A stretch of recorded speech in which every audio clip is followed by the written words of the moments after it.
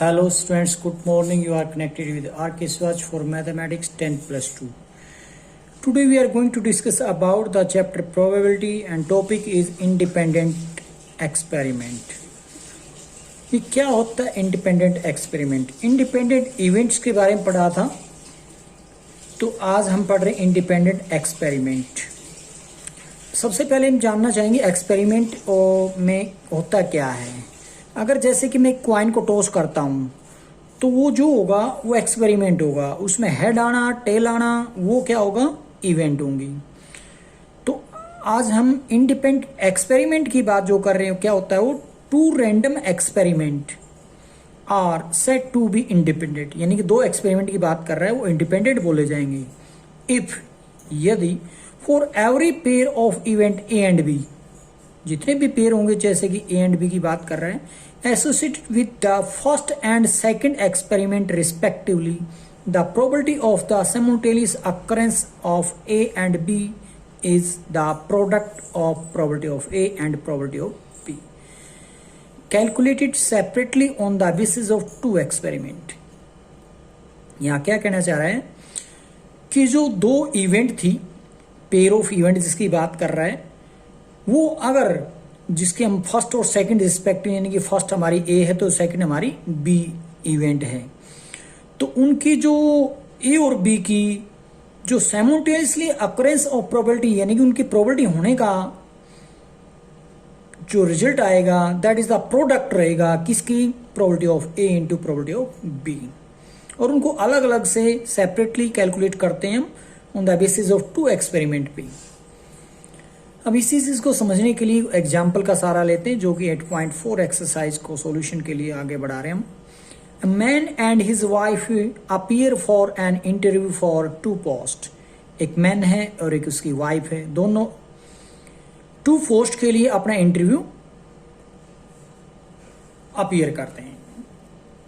The probability of husband's selection is 1/7. Husband की selection की probability 1/7 है and his wife selection is 1/5. उसके wife की सिलेक्शन होने की प्रोबेबिलिटी 1/5 है। What is the probability of both of them will be selected? पहला question है अगर वो दोनों सिलेक्ट हो जाए तो उसकी प्रोबेबिलिटी बताइए। दूसरा क्वेश्चन पूछा गया only one of them is selected, केवल एक ही सिलेक्ट हो। और आगे जो कहा गया थर्ड में none of them is selected, उनमें से कोई भी सिलेक्ट ना हो। तो इस तरीके से अगर मैं बात करूं फर्स्ट पे चलता हूं तो both of them will be selected, यानी कि मान लीजिए मैं इसको ए और बी दो इवेंट कह रहा हूं तो probability of A into probability of B लिख दूंगा। ए सिलेक्शन हो गया, बी का सिलेक्शन हो गया first part. Only one of them selected, only one का मतलब है ए का सिलेक्शन हो जाए बी का सिलेक्शन ना हो, या ए का सिलेक्शन ना हो बी का सिलेक्शन हो जाए, यानी केवल एक सिलेक्शन की बात की है। थर्ड पार्ट में नन ऑफ देम सिलेक्टेड, कोई भी सिलेक्शन ना हो, not a into probability of not B. इस तरीके से चलेंगे आगे। Let A be the event of selection of husband and wife selection is B. तो क्या कहते हैं, A जो इवेंट है वो हस्बैंड के सिलेक्शन होने की प्रोबेबिलिटी है एंड B जो इवेंट है वो उसके वाइफ की सिलेक्शन होने की प्रोबेबिलिटी है। तो प्रोबेबिलिटी ऑफ ए क्या गिवन है 1/7, प्रोबेबिलिटी ऑफ नॉट ए क्या आ जाएगा, यानी कि हस्बैंड की सिलेक्शन ना होने की प्रोबेबिलिटी क्या हो जाएगी 1 - 1/7, 6/7। प्रोबेबिलिटी ऑफ बी सिलेक्शन होने की 1/5 दे रखी है। प्रोबेबिलिटी ऑफ नॉट बी, यानी कि बी के सिलेक्शन ना होने की, उनकी वाइफ की सिलेक्शन ना होने की 1 में से माइनस कर देंगे 1/5, दैट इज 4/5। स्टार्ट करते हैं हम फर्स्ट क्या आंसर देने के लिए। वो मैंने बात इस तरीके से आपको की थी, तो probability that both will be selected, तो वही बात कर रहा हूं probability of A into probability of B. कहने का मतलब क्या है, प्रोबेबिलिटी ऑफ ए बी बोलो, probability of A into probability of B बोलो, क्योंकि दोनों के दोनों इंडिपेंडेंट इवेंट्स हैं, इसलिए 1/7 into 1/5 that is 1/35। Second, only one of them is selected, selection of only one husband and wife can be made in ways. क्या, husband selected wife not selected, इसको हम मान लेते हैं E1 और वाइफ सिलेक्टेड हो जाए, हस्बैंड सिलेक्ट ना हो, तो उसको E2 बोल लेते हैं।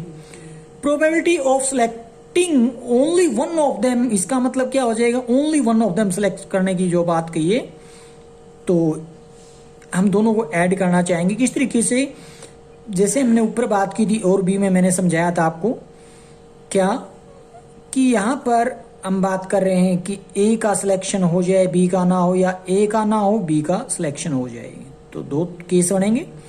तो probability of A into probability of not B plus probability of not A into probability of B, या यूं कह लो ए की प्रोबेबिलिटी यानी कि क्या है, ए के सिलेक्शन होने की चांसेस 1/7 उठा के वैल्यू रख दी, इंटू प्रोबेबिलिटी नॉट बी का मतलब 4/5 वो मैंने यहाँ रख दिया, प्लस नॉट ए का मतलब 6/7 वो यहाँ रख दिया, इंटू यानी कि प्रोबेबिलिटी ऑफ बी 1/5, कैलकुलेट करोगे तो 2/7 मिलेगा। नेक्स्ट है none of them is selected, कोई भी सिलेक्शन ना हो तो क्या रहेगा, probability that none of them will be selected क्या होगा, नॉट ए नॉट बी, यही मैंने पीछे बात को बताया था, probability of not A into probability of not B, 6/7 into 4/5 that is 24/35। The probability of a student passing the examination is 3/7। क्या है 3/7? प्रोबेबिलिटी है स्टूडेंट की ए पासिंग एग्जामिनेशन, यानी कि कोई बच्चा है जिसका नाम ए अगर हम बोल दें उसको, तो उसके पास होने की प्रोबेबिलिटी 3/7 है। And student B passing, student B pass हो जाए तो उसकी प्रोबेबिलिटी 5/7 बनेगी। Assuming the two events A pass and B pass as independent, find the probability of only A pass the exam. और दूसरे पार्ट में पूछा गया ओनली वन ऑफ देम, यहां तो केवल ए पास हो, इसमें केवल ए को, फर्क है ना इस चीज का, तो दो क्वेश्चन बना दिए। इसमें ए पास होने की बात की, इसमें कोई एक, कहने का मतलब ए पास हो जाए बी फेल हो जाए, या फिर बी पास हो जाए तो ए को फेल होना पड़ेगा। तो देखिए इसको कैसे करते हैं, तो लेट कर लेते ई be the event of student a passing the examination. वैसे हम जनरली ए और बी लेट कर लेते हैं, यहाँ पर ए, फिर वही बात कहना चाहूंगा, ए उस बच्चे का नाम हो गया स्टूडेंट का, तो इसलिए इवेंट ए कहना थोड़ा सा अजीब सा पड़ेगा। मैं ये नहीं कहता कि गलत हो जाएगा, आप कर सकते हैं लेट, बट उसका नाम दे रखा है इसलिए हमने ई बोल दिया उस इवेंट को। बी के सिलेक्ट होने की प्रोबेबिलिटी, सिलेक्ट होने का मतलब है मेरा ये पास होने की, तो बी पास हो जाए उसकी प्रोबेबिलिटी, उसकी इवेंट को हम एफ बोल देते हैं। तो इनकी निकालते प्रोबेबिलिटी, प्रोबेबिलिटी ऑफ ई क्या दिया गया है 3/7, प्रोबेबिलिटी ऑफ एफ उस मिल जाएगी आपको 5/7 गिवन है।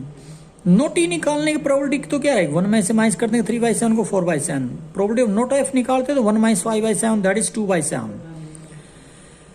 Only A pass the examination, अब यहां से शुरू कर रहे हैं कि प्रोबेबिलिटी निकाल रहे, ओनली ए पासिस क्या होगा, ई नॉट एफ, ई का सिलेक्शन मतलब पास हो जाए, एफ फेल हो जाए। ई इवेंट क्या थी, ए का पास होने की बात कर रहे थे, एफ ना हो मतलब एफ इवेंट किसको बोल रहे थे, बी पास होने, तो बी पास ना हो, इसलिए यहां पर ए की केस बनेगा probability of A into probability of A not F. तो इसलिए हम probability of A into probability of not F, या फिर प्रोबेबिलिटी ऑफ,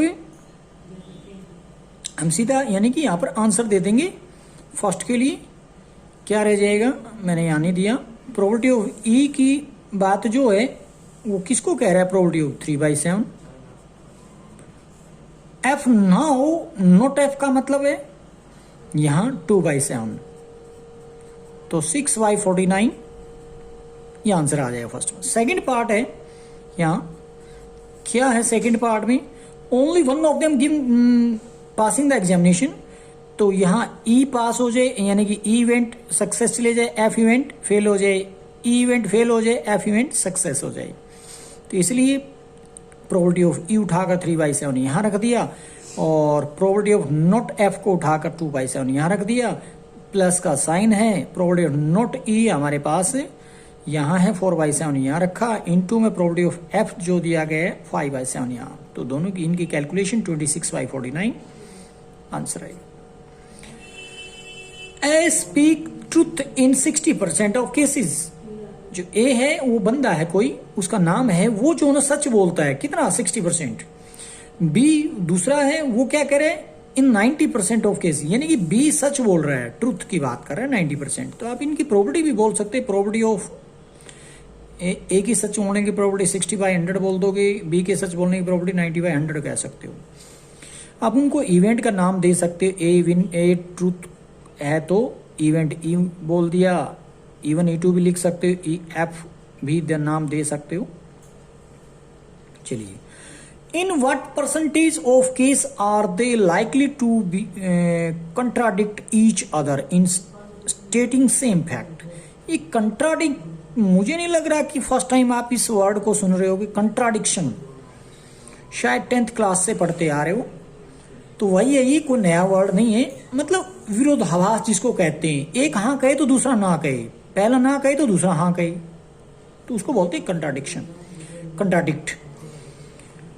मतलब ये है कि ये ए अगर सच बोले तो बी झूठ बोलेगा, ए अगर झूठ बोलेगा तो बी सच बोलेगा, इस तरीके से चलेगी कहानी। तो इसलिए मैं लेट कर लेता हूं, E be the event that A speak truth and F be the event that B speak truth. The event E and F are independent, show probability of E 60% का मतलब 6/100 यानी कि 6/10 कह सकते हो, एंड प्रोबेबिलिटी ऑफ एफ का मतलब 90% यानी कि 90/100 का मतलब 9/10। नॉट ई की प्रोबेबिलिटी आप निकाल सकते हो 1 - 6/10 जो कि 4/10 कह सकते हो। प्रोबेबिलिटी ऑफ नॉट एफ बोल सकते हो 1 - 9/10 दैट इज 1/10 कह सकते हो। नेक्स्ट पेज पे यहां पर आइए, तो क्या कहा था उसने कहा था A and B will contradict each other. तो किस तरीके से हो सकता है, A speak truth and B tell a lie से इवन हम उसको बोल रहे हैं, A tell lie and B speak truth that is E2।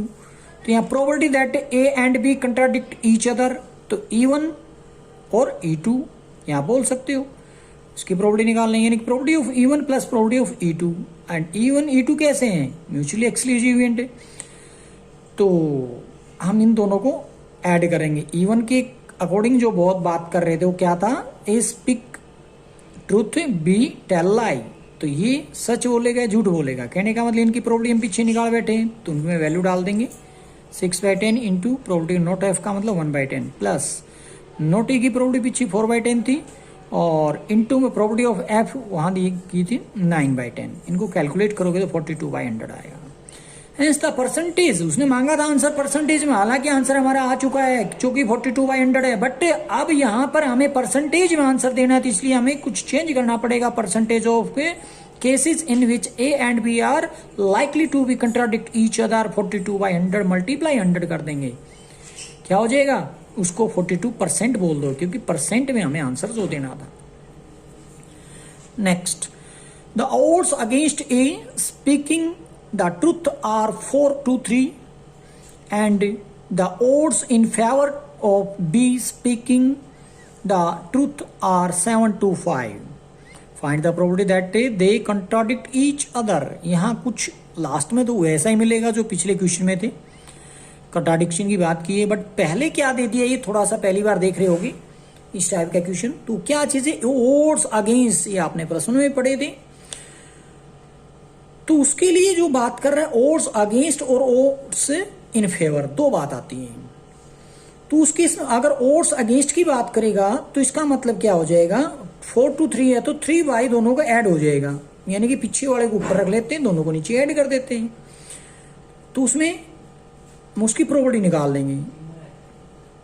और एक आगे चल के आया odds in favour of B, odds in favour of B का मतलब फिर से वही हो जाएगा, फेवर का मतलब जो रेशियो दिया गया किस तरीके से रखा है, 7-5 बोला गया है, तो इसका मतलब 7/7 + 5 हो जाएगा, तो इस तरीके से लिखेंगे हम इसको। तो ये odds against odds in favour, ये प्लस 1 वाली बातें चल रही है। Let E be the event that A speak truth, और एफ किसको क्या बोल देता हूं, event that B speak truth. Now odds against the event E are 4:3, 4-3 जो बात कर रहे थे। प्रोबेबिलिटी ऑफ E की बात करेंगे तो क्या हो जाएगा, जैसे मैं बात कर रहा था, अगर अगेंस्ट की बात है तो पीछे वाला रेशियो ऊपर चला जाएगा और नीचे दोनों का ऐड कर देंगे, 3/4 + 3 that is 3/7। odds in favour of event F की बात कर रहे हैं, जो कि 7:5 दे रखा था, इसका मतलब 5 में या 7 में डालेंगे। फेवर की बात करेगा तो पहले वाला रेशियो नहीं, 7/7 + 5 that is 7/12। Probability of not E आप निकाल सकते हो, 1 में से माइनस कर दो 3/5, और प्रोबेबिलिटी ऑफ नॉट एफ निकाल सकते हो, 1 में से माइनस कर दो 7/12, जो कि इस तरीके से 4/7 और 5/12 आ जाएगी। अब उसने जो बात कर रखी है वो फिर से सुनाता हूं। A and B will contradict each other in the way, क्या होगा, मान लेते हैं कि यहां पर केस बना लिया, A speak truth and B tell a lie, तो उसको हम E1 बोल देते हैं। A tell a lie and B speak truth, उसको E2 बोल लेते हैं। इस तरीके से इनकी प्रोबेबिलिटी निकालेंगे हम। Probability that A and B contradict each other, यानी कि प्रोबेबिलिटी ऑफ E1 और E2 बोलो, या फिर probability of E1 plus probability of E2।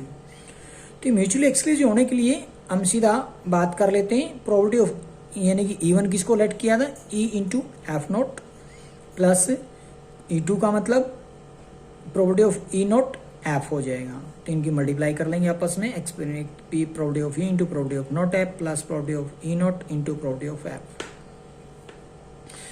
इस तरीके से इनकी वैल्यू डाल दी मैंने। E की प्रोबेबिलिटी ये है, नॉट एफ की प्रोबेबिलिटी ये है, E नॉट E की प्रोबेबिलिटी ये है, एफ की प्रोबेबिलिटी ये। तो इनको सोल्व करेंगे 43/84 आएगा। नेक्स्ट है the probability of solving a specific problem independent to by A and B are 1/2 and 1/3। क्या कहा उसने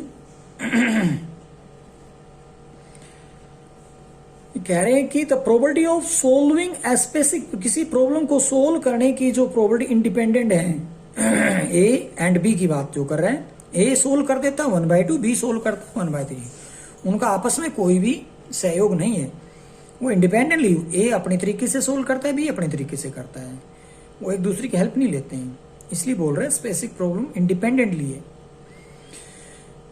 if both try to solve the problem independently find the probability that, क्या है पहला,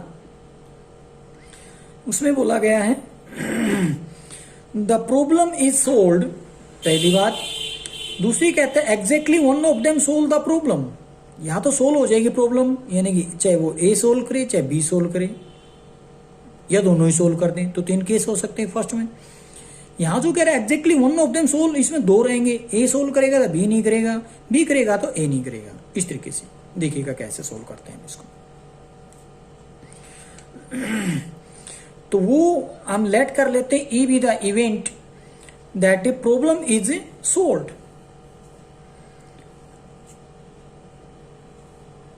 किससे, ए से, by A, and F be the event that problem is solved by B. तो E और एफ 2 इवेंट ले ली। तो प्रोबेबिलिटी ऑफ ई गिवन है 1/2, प्रोबेबिलिटी ऑफ एफ है वो भी गिवन है 1/3, probability of not E 1 - 1/2 that is 1/2, probability of not F 1 - 1/3 2/3 आ जाएगा।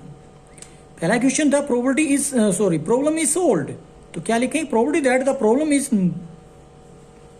सोल्ड यानी कि not sold by 2।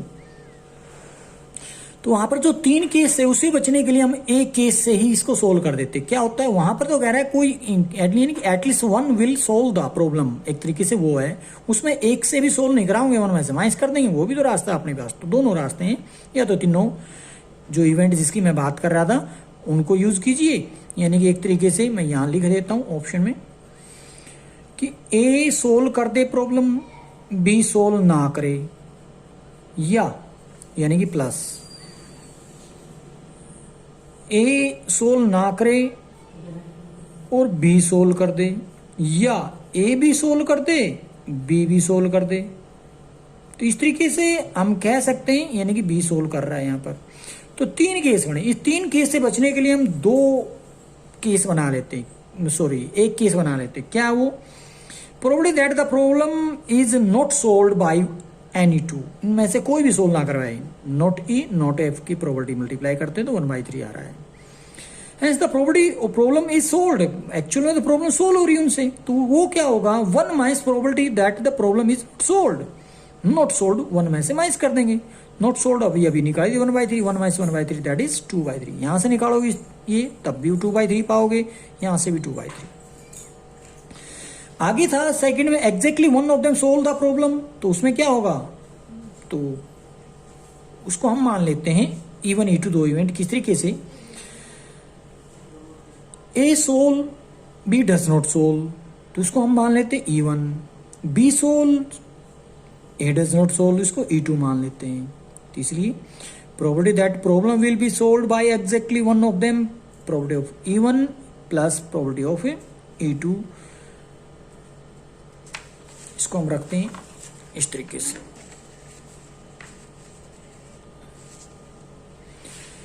Probability of यानी कि E1 की जो बात कर रहा हूं, क्या है E1 के अंदर? E1 हमने बोला था A solve B does not solve, तो ए सोल्व का मतलब E बोल रखा है, बी सोल्व ना करे का मतलब एफ नॉट लिख लेंगे। इसी तरीके से ए डज नॉट सोल्व मतलब not E, B solve F event. इस तरीके से इनकी वैल्यू डाल देंगे हम, probability of E into not probability of F, probability of not E into probability of F. तो उस तरीके से हम इसको इनकी वैल्यू डाल के कैलकुलेशन में 1/2 पाएंगे। Next, the probability of hitting a target by 3 marksman are 1/2, 1/3, 1/4। 3 person है, वो एक अपनी जो टारगेट को हिट करने की प्रोबेबिलिटी उनकी 1/2 पहले वाले की, दूसरे की 1/3 है, तो तीसरे की 1/4 है। Find the probability that one and only one of them will hit the target. क्या पता लगाना है प्रोबेबिलिटी किसकी? One and only one of them will hit the target when they fire simultaneously. तो हम इनको 3 इवेंट को किस तरीके से आगे बढ़ाते हैं? Let A, B and C be the events that hitting the target by 3 marksman. Probability of A मिल जाएगी 1/2, probability 1/3, probability C 1/4। Show the probability of not hitting the target by 3 marksman are respectively. तो not A में 1 में से 1/2 minus कर देंगे, 1/2 आ जाएगा। नोट बी की प्रोबेबिलिटी निकालने के लिए 1 में से 1/3 माइनस कर दे, 2/3 आ जाएगा। प्रोबेबिलिटी ऑफ नोट सी निकालनी है तो 1 में से 1/4 माइनस कर देंगे, 3/4 आ जाएगा। Now one and only one then can hit the target in the ways. 3 तरीके हैं इनको केवल एक हिट करे। सबसे पहले बात करें ए हिट करे, बी और सी ना करें हिट। उसके बाद बी हिट करे, ए और सी हिट ना करें। और अगला तीसरा केस बनेगा सी हिट करेगा, ए और बी हिट ना करे। तो इनको हमने रिस्पेक्टिवली E1, E2, E3 नाम दे दिया इवेंट्स को। Show the probability that one and only one hit the target. तो उसमें क्या कह रहे हैं? केवल और केवल एक ही हिट करेगा। तो उस तरीके से हम 3 केस बनाएंगे। क्या होंगे वो?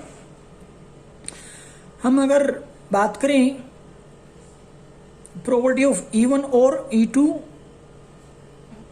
और E3 का मतलब probability of E1 plus probability of E2 plus probability E3। तो उस तरीके से हम प्रोबेबिलिटी ऑफ ए यानी कि ए हिट करेगा, बी और सी हिट नहीं करते, प्लस प्रोबेबिलिटी हो जाएगी ए हिट नहीं करेगा, सी हिट नहीं करेगा, बी हिट करेगा, प्लस प्रोबेबिलिटी ऑफ ना ए करेगा हिट, ना बी करेगा, सी हिट करेगा। अलग अलग से प्रोबेबिलिटी डाल देंगे। Probability of A into probability of not B into probability of not C plus probability of not A into probability of B into probability of not C plus probability of A into not A into probability of not B into probability of C. इनकी जैसे ही value उठाकर यहाँ से डाल दोगे, ए की probability, B की, सी की, ए के ना होने की, बी के ना होने की और सी के ना होने की, यहाँ से उठाकर डाल दिया तो सबको सोल्व करोगे तो 11/24 पाओगे।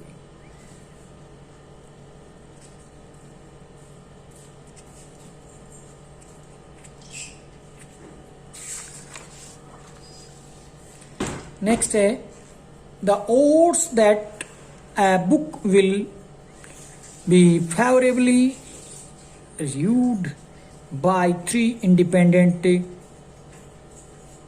critics are 5 to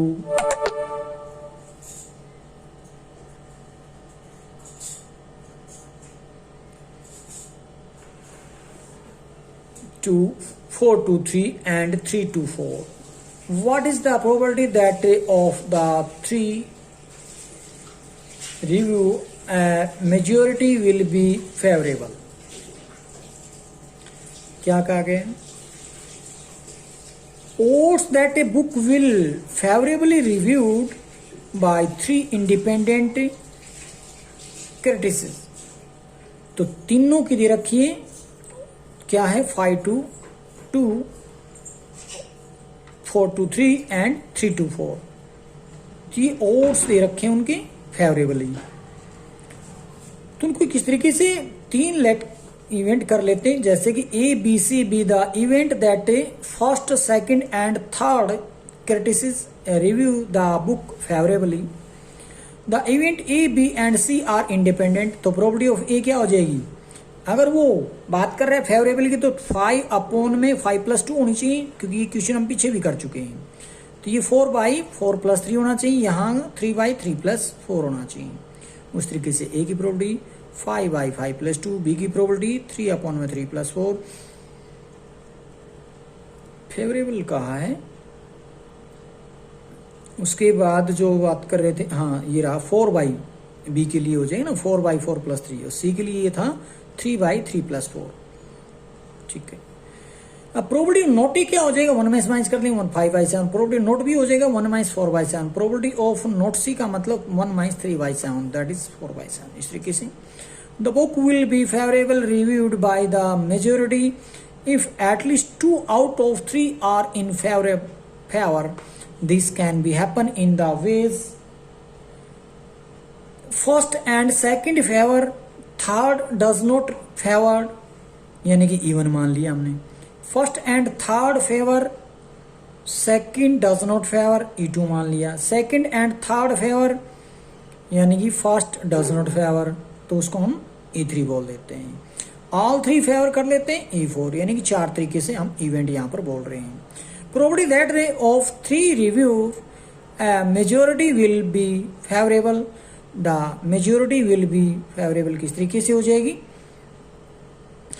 तो वो है प्रोबेबिलिटी ऑफ E1 और E2 और E3 और E4, कोई भी हो सकता है यहां पर, यानी कि probability of E1 plus probability of E2 plus probability E3 plus probability E4, क्योंकि ये सभी के सभी म्यूचुअली एक्सक्लूसिव इवेंट है, इसलिए हम इसको E1 को क्या लिख देंगे, नॉट सी नॉट बी, और आगे बढ़कर E3 E4 चलेंगे तो नॉट ए और ABC की इनकी प्रोबेबिलिटी बना देंगे।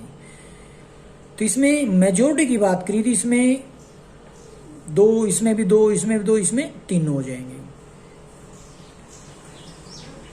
तो उनको probability of A into probability of B into probability of not C ये लिख दिया जाएगा। इसी तरीके से probability of A into probability of not B into probability of C, इस तरीके से यहाँ पर भी हम लिखेंगे और इनकी वैल्यू डाल देंगे उठा के वहां से। तो कैलकुलेशन में 209/343 आंसर आ जाएगा। In tossing a coin thrice, find the chance of throwing head and tail alternatively in their 3 success trial. तो एक क्वाइन को 3 बार टॉस किया जा रहा है, चांस क्या कुछ है, find the chance of throwing head थ्रो करने की and tail alternatively in 3 successive में पूछा गया है। तो उसको हम इस तरीके से लेकर चलते हैं।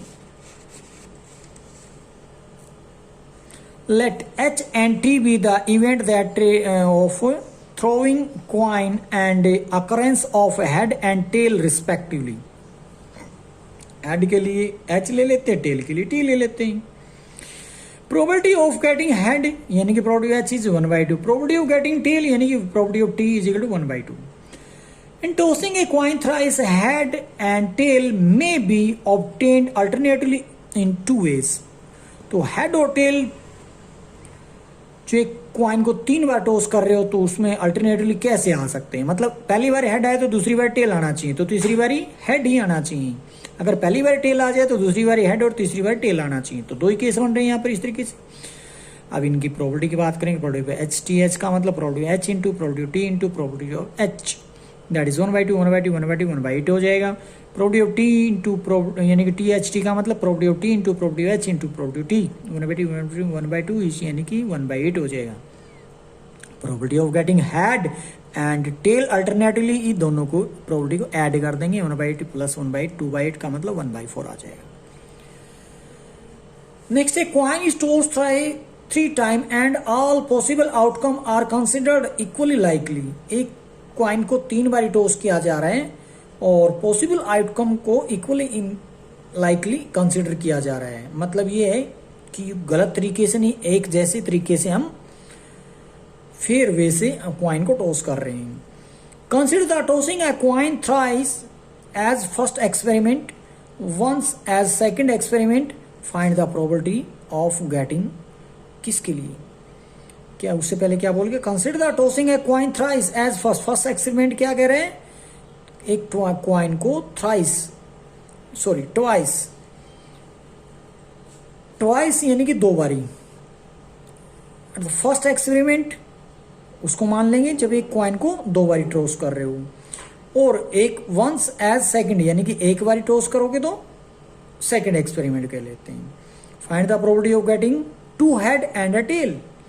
सेकंड पूछा गया है 3 हेड्स यानी कि 2 हेड एक्सपेरिमेंट बीइंग इंडिपेंडेंट बात कर रहे हैं हम। तो ये लेट कर लेते एच और टी क्या चीज आ जाएंगे, event of occurrence of head H के लिए, टेल टी के लिए। 2 heads and a tail may obtained in the ways, क्या रहेगा, पहली ऑप्शन रहेगी 2 head in the first experiment and 1 tail in the second experiment, we say this E1, and 1 head and 1 tail in the first experiment and the 1 head in the second experiment, we say that E2. Let A be the event of getting 2 head in the first experiment, B be the event of getting tail in the second experiment, C is the event getting 1 head 1 tail in the first experiment, D be the event of getting head in the second experiment। तो A B C D मैंने event let कर ली। Now in the first experiment tossing a coin twice, the sample space क्या हो जाएगा, head head head tail tail head tail tail।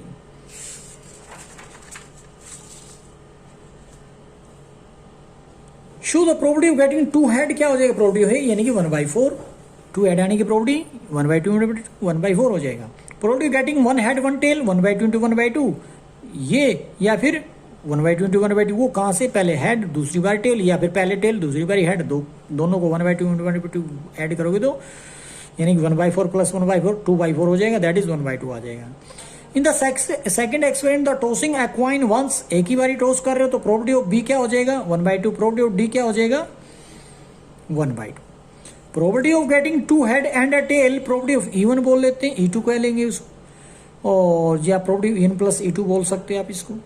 तो इसको आप लिख, E1 क्या चीज है, प्रोबेबिलिटी ऑफ ए भी बोलेंगे और E1 हो गया। E2 क्या चीज है, प्रोबेबिलिटी ऑफ CD बोलेंगे यानी कि probability of A into probability B plus probability of C into probability D. तो इनकी वैल्यू रख दी, प्रोबेबिलिटी ए की 1/4 है, बी की 1/2 है, सी की 1/2 है, तो डी की भी 1/2 है। तो इनको ऐड करेंगे तो 3/8 पाओगे। Second, the 3 head may be obtained as probability of getting 2 head from the first experiment and the 1 head from the second experiment 1/4 into 1/2, 1/8 आ जाएगा। Next, the student take examination in 4 subject A, B, C, D. His chance of passing in A are 4/5, B are 3/4, C 5/6 and the D 2/3। तो क्या कह रहे हैं, examination के अंदर एक student को जो 4 सब्जेक्ट हैं उनके अंदर पास होने की चांसेस या कह लो या पास होने की प्रोबेबिलिटी क्या रखा है। तो ए सब्जेक्ट, बी सब्जेक्ट के लिए, सी सब्जेक्ट और डी सब्जेक्ट के लिए। To qualify he must pass A and at least in 2 other subject, यानी कि ए में तो पास होना ही पड़ेगा और बाकी 2 सब्जेक्ट उनमें कम से कम 2 सब्जेक्ट चाहिए 4 में से, यानी कि 3 बचे, 3 में से 2, एक को तो पास करना ही करना पड़ेगा। तो बी सी डी में से कोई 2 भी पास हो जाए। What is the probability that he qualify, तो क्वालिफाई करता है तो क्या किस तरीके से होंगी, क्या प्रोबेबिलिटी रहेगी। Probability of student passing in 4 subject A B C D are, A की प्रोबेबिलिटी, बी की प्रोबेबिलिटी, सी की और डी की दे रखी है। नोट ए आप 1 में से माइनस कर लोगे, नोट बी 1 में से माइनस कर लोगे, नोट सी 1 में से माइनस कर लोगे, नोट डी 2/3 को 1 में से माइनस कर लोगे। तो इस तरीके से हम आगे बढ़ते हैं। वो रहेगा a student can qualify in the way he passes in A, B, C and fail in D, E1 बोल देते हैं। he pass in A, C, D and fail in B, E2 बोल लेते हैं। pass in A, B, D C में fail हो जाए, E3 बोल लेते हैं। he pass in A, B, C, D and fail in none, किसी में फेल ना हो सब में पास हो जाए तो E4 बोल लेते हैं। तो वही बात, सबको ऐड कर देंगे, probability of E1 plus probability of E2 plus probability E3 plus probability of E4, इस तरीके से। तो E1 में क्या था, पास हो जाए ए बी सी में, डी में फेल होने जाए की बात कर रखी, और E2 में क्या है, ए सी डी में तो पास हो जाए, बी में फेल हो जाए। तो ए बी डी में तो थर्ड जो E3 की बात करें ABD में पास हो जाए, C में फेल हो जाए। और फोर्थ यानी कि E4 की बात करें ABCD में तीनों में ही पास हो जाए, ABCD में पास हो गए, तो इनकी प्रोबेबिलिटी रख देंगे इंडिविजुअली और उनको ऐड करेंगे तो मिलेगा आपको रिजल्ट। नेक्स्ट है bag contain 4 white ball and 2 black balls, another contain 3 white ball 5 black balls. If one ball is drawn from each bag, find the probability that one क्या है, both are white, second है both are black, third है one is white other is black। तीन में मैं late कर लेता हूँ कि W1 W2 B1 B2, इनको क्या कह रहे हैं white 1 white 2 B1 black 1 और B2 black 2। इसलिए तो 1 2 किसको कह रहे हैं, 1 तो फर्स्ट बैग से बात कर रहे हैं और 2 सेकंड बैग की बात कर रहे हैं। तो ये हमने लिख दिया है कि W1 B the event of drawing a white ball from the first bag, 2 यहाँ पर सेकंड बैग को रिप्रेजेंट करता है, 1 इसको फर्स्ट बैग से रिप्रेजेंट कर रहा है। यानी कि B1 का मतलब ब्लैक निकालिए बट कहाँ से, फर्स्ट बैग से, ब्लैक निकाली सेकंड बैग से। तो W1 की प्रोबेबिलिटी 4 बाई वाइट बॉल 4 है ना, और तो टोटल उसमें कितनी है 6, तो 4 2 ऐड करेंगे 6 4 बाई 6 की प्रोबेबिलिटी। इसी तरीके से W2 सेकंड बैग से वाइट की 3 बाई 8, फर्स्ट बैग से ब्लैक की 2 बाई 6 और सेकंड बैग से ब्लैक की 5 बाई 8 आ जाएगी। Probability that both ball drawn are, यानी कि W1 W2 इनकी इंडिपेंडेंटली प्रोबेबिलिटी की मल्टीप्लाई कर देंगे, 4 बाई 6 3 बाई 8 की 1 बाई 4 आ जाएगा। Probability that both ball drawn are black, तो B1 B2 प्रोबेबिलिटी यानी कि B1 इंटू B2 दोनों को मल्टीप्लाई कर देंगे, 5 बाई 24 आ जाएंगे सोल्व करने के बाद। There are 2 ways of getting 1 white and 1 black balls। किस तरीके से, E1 E2 ले लेते, E1 क्या है, getting a white from first bag and black from the second में, या फिर getting a black from the first and white from the second, उसको E2 बोल रहा हूँ। Probability of getting 1 white ball and black ball किस तरीके से, E1 और E2, E1 प्लस E2 बोल देंगे प्रोबेबिलिटी। E1 में क्या था, पहले बैग से व्हाइट दूसरे बैग से ब्लैक, या फिर E2 की बात करें तो पहले वन बैग से ब्लैक दूसरे बैग से व्हाइट, तो दोनों को ऐड करेंगे तो वो आएगा 13 बाई 24। Thank you.